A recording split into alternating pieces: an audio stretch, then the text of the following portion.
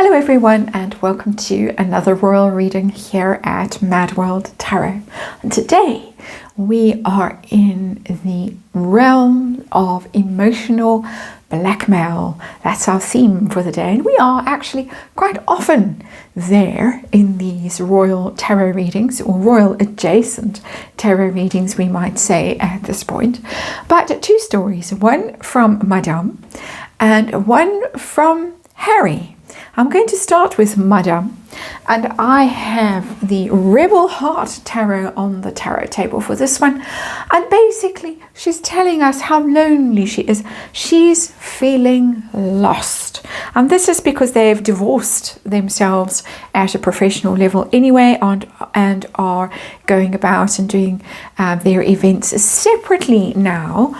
And I'm quoting from Heat magazine, and we all know who submits things to Heat magazine, or suspect we know who does that. And I'm quoting, "She's got so used to having Harry by her side for every big public event and red carpet. And he's a really calming influence. Not having him there is difficult, especially as he seems to be having no problem adjusting. He's obviously thriving on his own, while she's feeling lost. You can almost see her collapsed on the floor sobbing, can't you? It has her questioning whether being more independent was a good idea." Ooh. So we're going to do a little read on this, short readings today, and ask if she's really collapsed on the floor sobbing. Because the calming influence of the has-been isn't around. Is she really little girl lost without him? How does she feel about him thriving on his own? How does that go down for her? What is the emotional manipulation that I suspect is around? What's she up to? What's her motive? What message is she conveying through Heat magazine, I speculate, to the has-been? And what will its outcome be? Will he come scurrying home? We've heard somewhere else that she's making desperate calls. Please come back, Harry. So we're going to see what's going on. Is she little girl lost? And how does she feel about him doing so well without her? And what message is she conveying here? What bit of emotional game playing is going on? And how's it going to go for her? Ultimately, that's what we've got today. And it's all very quiet on the royal front at the moment, apart from the Australian tour and Samoa now, where they are. But these little hit pieces in the media is quite interesting, because they're clearly playing out some kind of conflict through these different pieces that they're putting out, briefing against each other, I suspect. And of course, let's just remind you, it's tarot for fun and entertainment. It's all my opinion, it's all speculation. I just read energy and disclaimer in the box below, and it's my feeling that they are briefing against each other. And so that is the what is quite amusing at the moment for royal watchers like me anyway. Three of Cups, our underlying energy. That's a companionship. The friendship card is very interesting. Look what we have in this card. It's quite a different interpretation of the Three of Cups, because it's a long-haired woman. She does have a rather odd hat on her head. We do know someone who has worn rather odd hats previously, and no, I'm not talking about the Yorkies. And then two children with their backs to us, and she's looking out at sea. She's on the beach with them at sunset. Very unusual interpretation of the Three of Cups. What is it but Meghan and allegedly Archie and Lilibet? They're in California, Santa Barbara, on the beach. Where's Harry? We're waiting for you to come and join us and have fun and play. Situation we're dealing with. What are we dealing with? Ooh, the breakup card. Two of Cups, and it's in reverse. That is the split. As we have heard from Heat magazine, the two little lovebirds have been separated, at least as far as we are told officially, in terms of their public outings, their work. I use that term very loosely, but there it is, the split. So it's pretty self-explanatory. Let's see how she's really feeling. Is she really taking this hard? And is she really feeling lost without this calming influence of the has-been? Let's see. We got the Queen of Swords. The Queen of Swords is not someone who ever feels lost. Just saying. Not at all. She's hard-nosed and hard-headed and strategic and sharp and ruthless and direct. She's not a shrinking violet. She's not somebody who would struggle on a red carpet without the strong arm of a man supporting her. Not at all. This is somebody who is sitting at home or wherever she's sitting. She is cooking up something. I don't think she's cooking up things for her friends and family from her homegrown supplies in her garden. I don't think that's what our Queen of Swords is doing. Our Queen of Swords could be sharpening her pen and putting down her thoughts on paper. Well, we don't do that anymore. Mostly bang, bang, bang on the laptop. Unless she's writing her book in her for calligraphy on sort of vellum, and that we can get signed copies. I don't know, but it's possible. But I think that's what our Queen of Swords is doing. I think the carpet is quite safe from tears. Let's see how she feels about Harry thriving on his own, and very publicly so as well.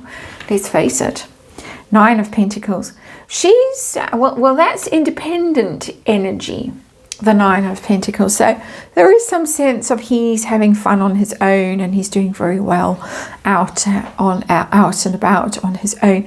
But the 9 of Pentacles is more female energy for me as a reader. It's more her energy. Who needs him? I don't need him. And I'm thriving on my own. She does love to thrive. And I'm having a good time. I'm surprised we haven't seen more of her out and about. We did see her at that hospital charity in the burst tomato dress. She did look a bit awkward, and as if she'd had to get some Dutch courage in her before she could face the public. But it was straight after the what rubbish am I saying? The Hollywood Reporter, that would be amusing. The Hollywood Reporter takedown of her, the bullying takedown.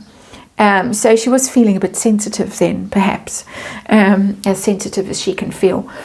That 9 of Pentacles, I'm expecting to see some sign of her at some stage out and about. But there is a game going on here with this messaging. I assume to Harry, oh, I need you. I'm so lost without you. You're such a supporting energy for me at these big events that we do, the red carpets and the big public events. What is going on? What's she up to? What is she up to? It's a Knight of Cups, and that is massive emotional manipulation, the Knight of Cups. It's the wooing come hither sort of card, the Knight of Cups. Knights are action and Cups is emotional, so it's charming, it's seductive energy. It's not necessarily reliable when the Knight of Cups is in reverse. You can't really trust that Knight of Cups when it's in reverse. If it shows up in a personal reading and you get a Knight of Cups in reverse, watch out, basically. This is, for me, my opinion, absolute game playing. That she is trying her best to manipulate and control emotionally and remind him that he's her big, strong hero that Mummy Diana loved best, and supports more than she supports William and all of that nonsense that's going on. It's a message to him, trying to reel him back in. But he might have just slipped to the net with that Knight of Cups being in reverse. So let's see, how's this going to go? Because this person in this card is not sobbing or not sitting by the phone waiting or hanging anxiously at the gate waiting to see when the entourage arrives and spills has been out of some sort of armored vehicle with his great retinue of security personnel. But we're being told this with this Three of Cups, how sad we are. We might even hear how Archie and Lilibet miss Daddy with that energy. And I'm being snarky because we never see them.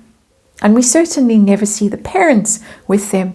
And the parents are away an awful lot. So I think I'm entitled to be a bit snarky about the children. And so, outcome. How is this little game going to go for Meghan? King of Cups. Ooh. It might work a bit. It might work a bit. I personally think that it's all done. Bar the shouting, and the shouting might happen in court or wherever it happens. Behind the scenes. King of Cups is emotional control, and normally it's somebody who's the master of their own emotions, and they're quite expansive and generous with their emotions and loyal and supportive and all that kind of thing. I think more than her reeling Harry back in, although I'm fairly sure that they've got some kind of an arrangement, and we will see. And it will be quite performative, and there might be hand holding, and they might be looking all googly-eyed at each other. There might be that, which would be the King of Cups. But I'm also getting the idea that someone else, and I don't necessarily mean another suitor, is going to step up, I think, or step in. I think that this is one of the Tyler Perry type person. Is he a water sign? Is he a Cancerian? Why do I think he is? Haven't checked that out for ages. But it's got that kind of energy of we might hear from someone else about how they're supporting Meghan in this difficult time. And can't think of any other likely candidates.